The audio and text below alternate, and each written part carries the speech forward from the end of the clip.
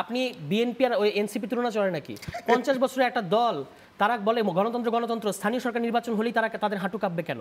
ছাত্র সংসদ নির্বাচন ছাত্র দল অ্যাক্টিভলি বিরোধিতা করছে, ঢাকা বিশ্ববিদ্যালয় এবং জাহাঙ্গীরনগর বিশ্ববিদ্যালয়ে ছাত্র সংসদ নির্বাচন তারা চায় না।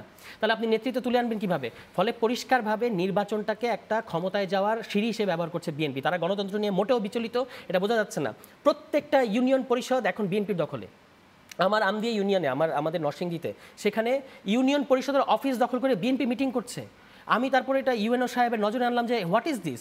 তারপর উনি বলার পরে তারা ওখানে সরেছে। এর আগ পর্যন্ত কারোর কোনো নজর নাই।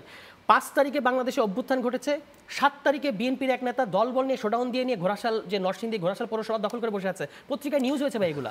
ন্যূনতম গণতান্ত্রিক মানে সেন্স যাদের নাই তারা নির্বাচন করলে আপনি নির্বাচনে কি গণতন্ত্র নাকি?